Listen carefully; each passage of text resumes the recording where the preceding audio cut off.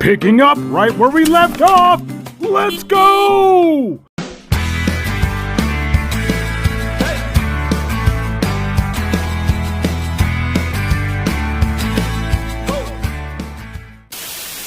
Trying to erase transgender people from legal existence.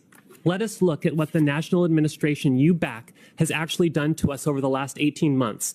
They issued executive orders legally defining sex across the federal government to explicitly pretend gender identity does not exist. They forced federal health agencies to scrub the words transgender and LGBTQ from government websites and public health data. They forced biological sex on U.S. passports and locked trans individuals out of accurate Social Security data. They cut federal funding for gender-affirming health care.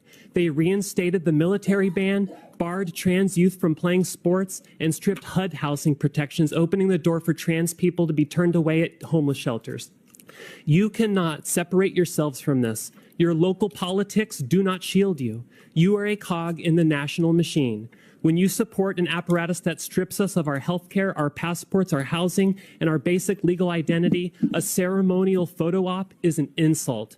If this proclamation is worth more than the paper it is printed on, I demand that the conservative members of this board step up right now and publicly denounce the anti-transgender actions of the current federal administration. If you truly believe the words you are reading today, that we are your family, your neighbors, and your coworkers, then stop hiding behind a hollow ceremony. Stand up to your own party, denounce the federal assaults on our lives, or admit that this presentation is nothing more than political theater. Thank you.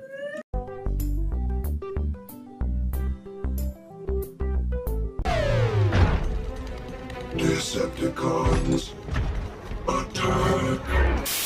The taxpayer shouldn't be given a bill because you want to pretend to be something you're not. Cry some more. We're not going to publicly acknowledge your delusions any further. Stupid, I'm not going to let you get the chance. Don't you dare hold a man down and support him at his lowest, okay? And I'm going to tell you why. Men and women are very different when it comes to relationships. Men want your respect, admiration. They want to be seen as your hero. It's far better to be the woman a man rewards himself with when he finally becomes the man that he wants to be versus the ride or die. Because what often happens unconsciously is when you support a man at his lowest, he might appreciate it in the moment, but when he finally becomes successful, you are no longer amused to him. You become a visual reminder of the man he used to be, the man that he's ashamed of, the man who didn't have his shit together, the man who couldn't pay his bills. And quite honestly, if a man really loves you, he wouldn't want you to see him in that state because he wouldn't want you to struggle with him. He would want a life that is so much better for you. Well, if I'm always there, he's going to value me more. No. Haven't you noticed that the women that are treated the absolute best are the ones that put up with the absolute least? Men do very well with that kind of structure. And so when you hold that standard and you embody that standard and you decide that you're going to be the woman that he rewards himself with when he finally gets his shit together, not only is it beneficial for you because it's not at the cost of your nervous system, but it's also beneficial for him because you don't have to resent him for all the shit that he put you through. I will do what damage I can. So a man can fund your whole life and then go through some financial trouble and you're gone? You seem like a selfish cunt. You're definitely full of shit because if a man's inclined toward a long-term relationship, a ride or die woman is exactly what he's looking for.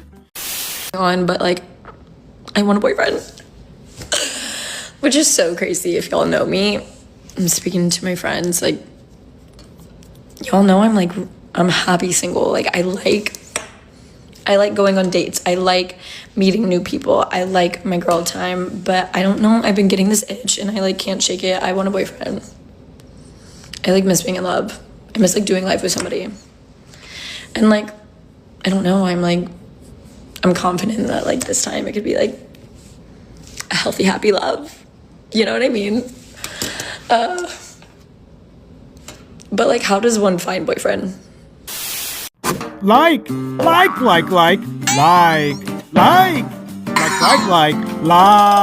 You don't get to find a boyfriend because it sounds like you've already been around the block a few times. He cold. She belongs to the streets. Serious question for my mans out there. Why are you guys not approaching women? What is that about? What is that about? I have seen so many hot guys lately, and we make eyes, we exchange the look, we have the look, and then there's nothing else. I'm like, are you gonna come approach me? Hello, I don't want to be the one to approach you, okay? Because that's not my man's. My man's has, you know, the balls that he has, and Well, on the guy's end, it could just mean, why the hell is Justin Bieber looking at me like a homo? Where after a few years of the Me Too movement, people have said things like believe all women, which is in theory not a bad idea. Believe people who are victims of oppression and like rape and sexual abuse. But that's led us to a particular situation where a lot of TERFs, a lot of transphobic feminists in Germany say, I'm a victim of sexual assault, therefore I can't be in a fitness studio or a sauna with a trans woman who has a penis. Because a man raped me, this trans woman is somehow triggering to me. And the fact that we view that as a rational political position and not a disturbing trauma response from someone who desperately needs therapy for sexual assault is something that I think is honestly a failure of these sorts of liberal politics, where it's like, I am this, therefore you must do this, has led to this particular situation. I can understand why someone might be afraid, but I try to not make my trauma other people's problem. I don't think if a woman was raped by a lesbian, that gives her the right to say, I don't want lesbians in my space. It would be like, shut up. Like, why do you think that you experiencing something means that you get to discriminate? And I think when we allow those narratives to take hold, then they sort of embolden stereotypes. Like I know with the trans woman, the penis thing, there's this idea that like trans women have like hairy, fucking huge horse cocks and stuff that are swords that they're using to kill people. The feminine penis is much different than the masculine penis. You really are crazy. Believe all women, unless it contradicts the story I've spun in my head. Got it. It's really weird how hypocritical some of you become when the tables are turned. These streets are fucking cold. Like, it is blistering cold out here, all right? It is harder than ever. Can I not approach women anymore, or am I just ugly or something? Because question for all the ladies out there, because I can't be the only one who's experiencing this lately. Nowadays, when you go out, are men just like really like weird? I feel like as the times progress, men are becoming more and more like, qu'est-ce que c'est? Bitch made. Men not approach women anymore, or am I just ugly or something? Because why is it that every time I'm out, this is what I see? That's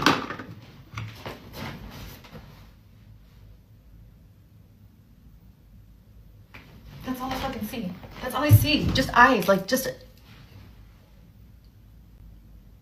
They don't even fucking blink. So fucking creepy and off-putting. They don't even ask for your number. They don't even ask for your name. They don't even ask for like... The most I get asked for is my IG or my Snapchat. Like, taken, if you have a good man, like, just hold on tight, because these streets are fucking cold. Like, it is blistering cold out here, all right? It is harder than ever, I feel like. And it's not because I'm 30. I thought when I get 30, it'd be easier. It's harder than ever because men, as we progress, are... That Latina Bratz doll was a perfect example of wearing way too much makeup. You look hideous, plastic and fake. It's unattractive. Stop wearing so much makeup, ladies. The continuing topic about men smelling down there as much, if not more than women, because they are the perpetrators of carrying these diseases and it going untraceable and they not get tested.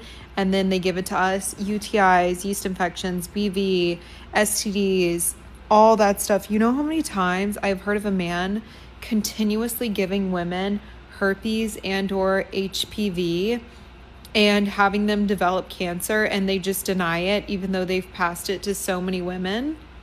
Something I wanted to say is, obviously all of that is rooted in misogyny. Why the fact that like everyone makes it seem like vaginas and coochies are so nasty and disgusting, but then we never hear anyone talk about male genitalia.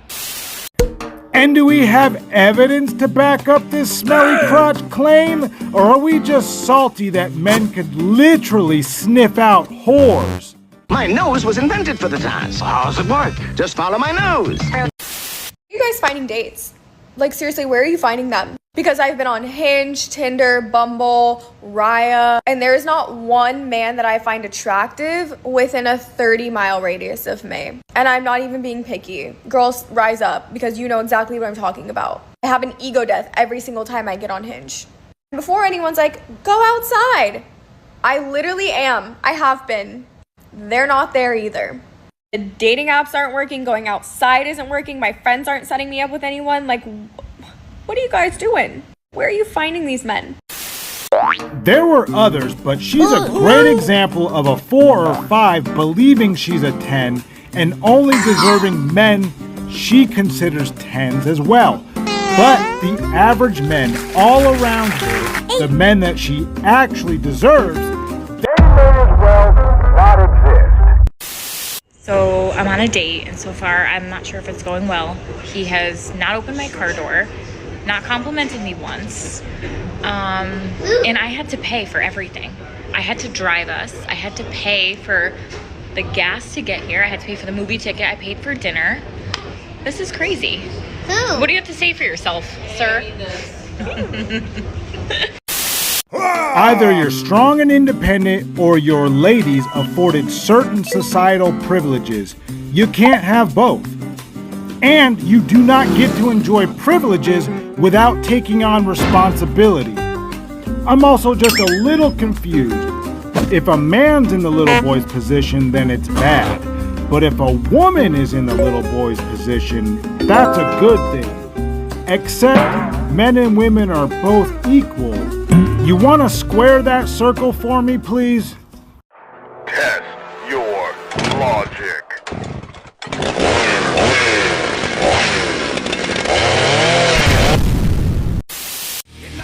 Get down with the sickness. Get down with the sickness.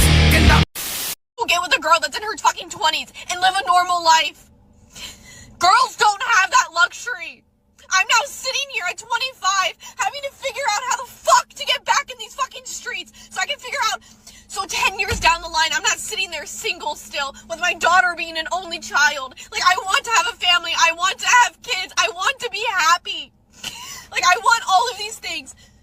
But people don't want that nowadays, it feels like no matter, it's like, what is this dating stuff? Well, it's almost like you mature to a certain point, and you have to make plans so you can achieve specific goals. Almost like it's time for you to be an adult! Emotional damage. You want some therapy? If you're not willing to get vaccinated to protect this country, George Washington would hate you, and he would have you immediately imprisoned. In the aftermath of Yuletime battle, Major General Nathaniel Greene, noted General Washington, stoic, undaunted by the icy waters of the Delaware, had this to say: "By Providence, give me vaccination or give me death!" Smart thinking. Now I know. And knowing is half the battle. G.I. Joe.